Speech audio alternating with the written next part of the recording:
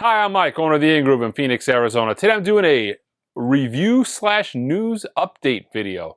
First thing I wanted to mention is the Bill Evans 65. I don't know if you guys have noticed this, but that has been pushed back till April 29, 2022. That is a serious pushback. Now, Bill Evans 64 is still slated to come out, I believe, later this month. But for whatever reason, Bill Evans 65 has got, you know, a huge pushback. Leads me to believe that there was something happened. Maybe something happened with the mastering. Maybe it was a jacket issue. Maybe it was a pressing issue. Possibly it could have been a licensing issue. You know, maybe the estate didn't like the sound of it. I mean, there's all kinds of little things that go into making a record that could have gone awry. Oddly enough, though, you know, most people ordered those in pairs, Bill Evans 64 and then Bill Evans 65. Bill Evans 65 is pushed back, so if you've got other things, pre-orders and whatnot, your Bill Evans 64 will get bundled with that. We'll get it shipped out to you. We'll hold the Bill Evans 65 if you want it. We'll cancel the Bill Evans 65 if you want it. But unfortunately, you know, there's not much I can do. There's not much I can say. I get the blurb, and I just have to relay that information. It is upsetting because I know that is something that was announced on the first. The Stan Getz was the first title in that series, the Getz Gabardo, and that actually had Bill Evans. I want to say it was even slated for the end of last year, maybe the very beginning of this year. So it's going to be a hefty pushback when all is said and done. So kind of unfortunate. So this week, Billie Eilish's second full-length album is getting released. I had an indie exclusive on the website. And I only had that indie exclusive on the website. I want to say I had that online for a total of maybe 7 or 8 hours. And in that 7 or 8 hours, you know, they were selling pretty briskly, but I knew that, you know, maybe it'd be time to cut this off. With indie exclusives, especially the hot artists, you never know quite how many you're going to get. I thought I was, you know, I cut it off at 1/10 of what I ordered. Well, 1/10 of what I ordered was, you know, what I sold, and 1/3 of what I sold is what's coming. So unfortunately for, you know, when it comes to situations like this, not much I can do about it. That Billie Eilish indie exclusive is going to be very difficult to find. It's going to be very heavily allocated. It is going to be a pain. It's going to be a pain too because I have to contact all the people that aren't going to be able to get one. You know, the people who got it first, that's kind of how I do it. I allocate based off of when you ordered. If you were the first one to order it, you're going to be the first person to get a copy. When I run out of copies, that's when the emails start. So I'm going to have to contact some people and let them know, like, look, it's black or I can't help you. I got plenty of black copies coming in, but the indie was on a dark brown, I think was the official title, color-wise. But yeah, man, this is going to be possibly the hottest release of the year. I want to say last year, probably the best-selling title industry-wide. Maybe it was the year before that, but she is definitely, since that album has dropped, her first full length, it is one of the top best-selling albums, maybe the top 1, 2, or 3rd best-selling album on vinyl.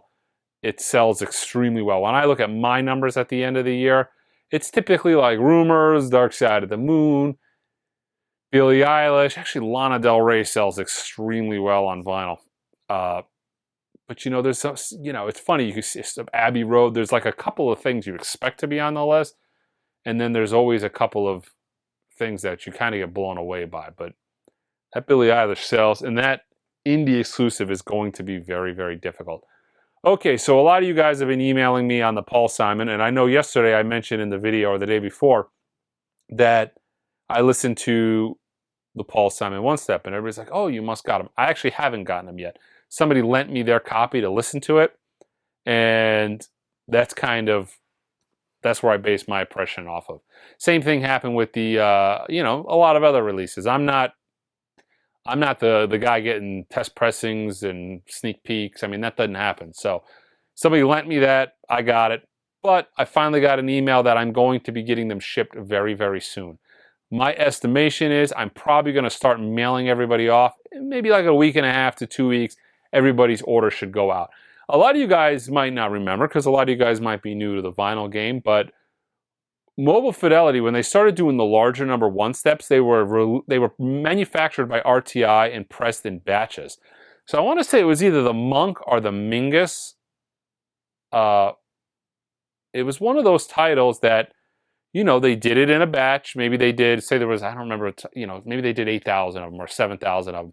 They did like 3,500 of them. They mailed them out. I think maybe it was the Monk. They did 3,500, mailed them out. COVID happened, and then there was a long delay, and it took 6-7 months to get out the second batch. The prices went crazy. Everybody started overpaying, even though the full allotment of the title had not been fully released. So, then we had a couple of smaller numbered one steps, like the Blood, Sweat, and Tears was a lower. I think maybe they did 6,000 of them. Those are manufactured and mailed off at one shot. Then we had the Paul Simons, and I believe the Paul Simons, like the title, the Monk or the Mingus, was done separately. So what they do is they essentially get a truck, they mail off what they have, they get another truck and mail off what they have. Looks like I got on the second batch this time, so that's kind of the reason for the delay. Doesn't always happen, but sometimes it does. You got to keep in mind, and I'll mention this, the same thing with the Miles Davis UHQR Kind of Blue. They're probably close to selling that title out, and I think from what I heard last, maybe they've sent a little over 6,000 out. So there's a huge percentage of people that are waiting for that title, no matter where you bought it. There's people waiting for that title.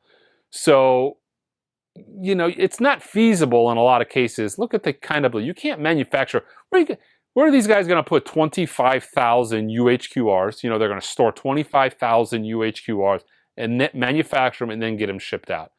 Vinyl's too small. The batches are too small. It's not like Apple, who makes 3 million gazillion iPhones and then stockpiles and ships them off at once, and even they run out. But the manufacturing capacity isn't there. So these things get UHQRs, one steps, they get manufactured a lot of times in smaller batches and then shipped out, and then they get distributed. And unfortunately, that takes up a little bit of time, getting them out there. So the last thing I'll talk about today is, so I finally today had a chance to listen to my Blue Note classic Dexter Gordon Go. And of course, the very first thing I have to pull out after that is the Music Matters 33 RPM Dexter Go. And the reason being is because every single person says the Music Matters is superior. Once again, these things are extremely close. I know there's been manufacturing issues coming out of Optimal with the Blue Note Classic series, but I got to tell you, this particular title came in a polyline sleeve, which seems to be kind of the normal for this series now. In the beginning, the Classics, which morphed into, the 80th anniversaries, which morphed into the Classics, a lot of them had paper sleeves, but this is an absolutely perfect copy. Perfect vinyl, perfectly flat, not a scuff, scratch, zero no-fill. And that's kind of some of the issues that's plagued some of the earlier titles. I never believed for a minute that, obviously Blue Note had nothing to do with that. They weren't telling Optimal, hey, do me a favor, guys, and maybe make the records a little bit subpar and save us some money. I mean, that's not a thing. Optimal charges a price, Universal pays the price, Universal, they expect a quality product. Obviously, something happened. There was a breakdown somewhere along the line. Optimal seemed to be having some issues. But I'm sure if it wasn't corrected on this series and I just happened to get the lucky minty copy, I'm sure it's something that's going to be corrected very quickly and in very short order. But I gotta say, as a whole, just like my impression with all the Blue Note titles that Music Matters did, is you're getting the full-blown package with the Music Matters. You're getting the full-blown tip-on jacket, stout and pressed, impeccable recreated covers. But I will say this, a lot of people talk about the cheesy covers that these Blue Note Classics have.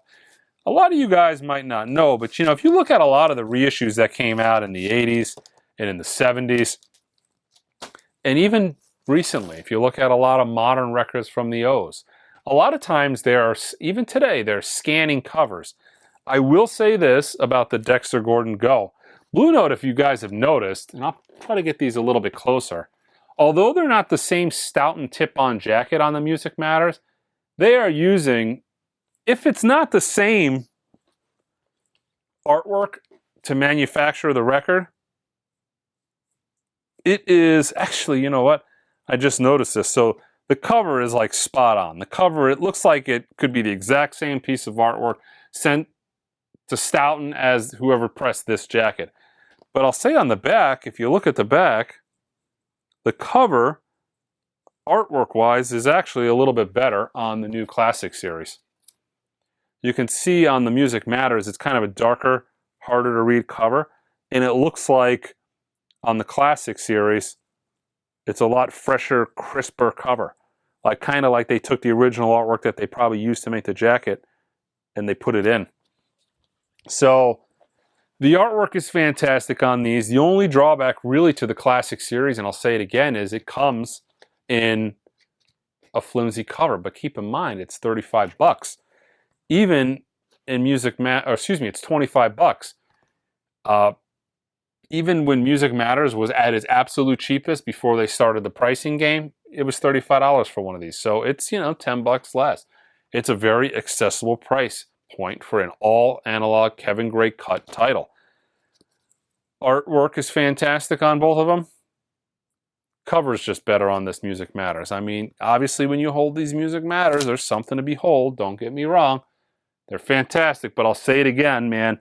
The Blue Note Classic series is unbelievable value for the money. In this day and age where everything is going for absolutely stupid, obnoxious money, every Music Matters title is hundreds and hundreds of dollars. And I mean, things coming out like the Jeff Beck Truth hasn't really even dropped yet, and it's going for 4 to 8 times the retail price. In this day and age, Blue Note is putting out a quality, plentiful product, and it's absolutely fantastic. I mean, they're killer. But yeah, so again, guys, this is kind of part of my new update, new series. I'll be doing these videos a lot more frequently. They're a lot less thought out, so, you got to give me a little bit of a break there.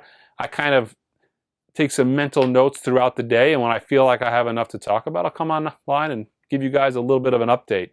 But yeah, check out the website at www.theingroove.com. Until next time.